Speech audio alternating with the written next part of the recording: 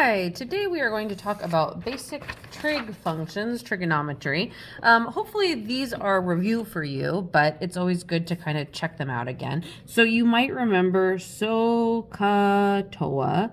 So that stands for sine is opposite over hypotenuse, cosine is adjacent over hypotenuse, tangent is opposite over hypotenuse. So we have sine is opposite over hypotenuse. And here, if our angle is theta, our opposite is here, our adjacent is here, and our hypotenuse is here at C. Pause. Okay, obviously I'm filming this at work. Cosine is equal to adjacent over hypotenuse, and tangent is equal to opposite over adjacent. Okay, and we can use those to actually find the measure of angles. So here we have the angle alpha. This is the symbol alpha. And what is the sine, cosine, and tangent of the angle alpha? Well, sine is going to be 5 over 13, opposite over hypotenuse. Cosine is going to be 12 over 13, adjacent over hypotenuse. And tangent is opposite over adjacent, so 5 over 12, okay? And what about here? For beta, the angle beta, this is that symbol, sine is going to be opposite over hypotenuse, so 15 over 17. Cosine is adjacent over hypotenuse, so 8 over 17. And tangent is opposite over adjacent, so 15 over 8. Okay, hopefully you can read those okay. All right, now we are asked to actually find the missing side. We are given an angle, we're given a side, but we want to find the missing side. So here we have we're looking for our hypotenuse. We have adjacent, so we're going to use cosine. So the cosine of 22 is equal to the adjacent side 22 over the hypotenuse, which we're calling x. So you're going to multiply both sides by x. So x cosine of 22 is equal to, it should be 28. Oops. 28 is equal to 22. Then we're going to divide both sides by the cosine of 28. So we get x equals, and this is when you have to use your calculator.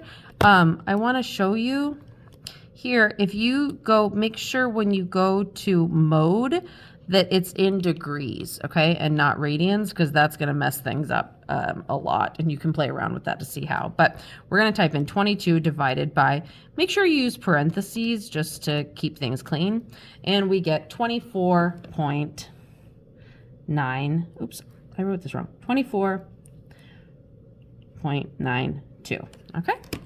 Let's do another one here. We are looking for the angle x, and we have opposite over hypotenuse, so we can say that the sine of x is equal to 12 over 20. Well, we actually want to find what x is, so we need to use sine inverse, and on this calculator, you're going to press second, and then the sine button, you can see that blue part is sine inverse, and we're going to type in 12 divided by 20. So I'm actually going to rewrite this here, so you can see sine inverse of 12 over 20, and this is equal to 36.87 degrees. Remember, I'm doing this in degrees, even though I like radians, but we're still practicing. Okay, here we are, we have a triangle, we've got 62 degrees, and we are actually going to look and try and find F. These other angles have been labeled for us, great, but we're going to try and find F. So this is going to be the cosine of 62 is equal to adjacent f over our hypotenuse 12. So f is going to actually be equal to 12 times the cosine of 62. And if we put this into a calculator, 12 times cosine of 62, we get 5.63. So 5.63. Great. Okay, let's do a few problems, one with angle of elevation and angle of depression, and then we'll wrap this up. So an airplane takes off with an angle of elevation of 12 degrees and rises to an altitude of 1,500 feet. How far is the plane from the airport via ground distance? So let's say we got the airport here. Here's the little building, and it rises up to an angle of, or to 1,500 feet. Here's our little plane here. And our angle is 12 degrees. Okay, and we want to know the distance from the ground. Okay, so we have opposite and adjacent, so we're going to use the tangent of 12 is equal to 1500 over x. So we multiply both sides by x. We get x times the tangent of 12 is equal to 1500. Divide both sides by the tangent of 12.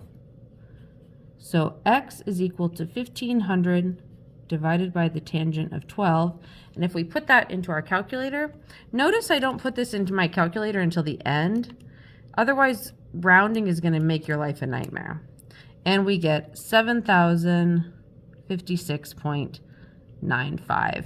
And that'll be feet. That's what we were measuring that in. Okay. A teacher looks out their window with an angle of depression of 32 degrees and sees $1 on the ground. They decide to go get it if the dollar is less than 50 meters away from the building. If the window is 28 meters from the ground, will they go get the dollar? Okay, so here we've got the teacher looking out the window. There they are. And here's the dollar on the ground. And they're looking down with an angle of depression of 32 degrees. And their window is 28 meters from the ground. And we want to know is like what here, how many meters away is this dollar bill? Is it worth it? So we are going to look and see. We have opposite over adjacent again. So we're going to say the tangent of 32 is equal to x over 28. So 28 times the tangent of 32 is equal to x. We put that in our calculator. I don't need that one. And we get, oh wait, I think I did something wrong here. 1 second. I know what I did wrong. Okay, the angle of depression is not actually this angle here. Okay. But it's this angle here. This is 32 degrees. And so we know, since these lines are parallel, that this is actually also 32 degrees. So how did I set this up wrong? I should be saying the tangent of 32 is equal to 28 over x, right? To find that. So x times the tangent of 32 is equal to 28. X is equal to 28 divided by the tangent of 32. So x is equal to, I take 28 divided by the tangent of 32, and I get x is equal to 44.81. What is this in? Meters? Yes, teacher's going to get that dollar bill. Okay. Any questions you have, bring those to class, and I will see you then. Bye.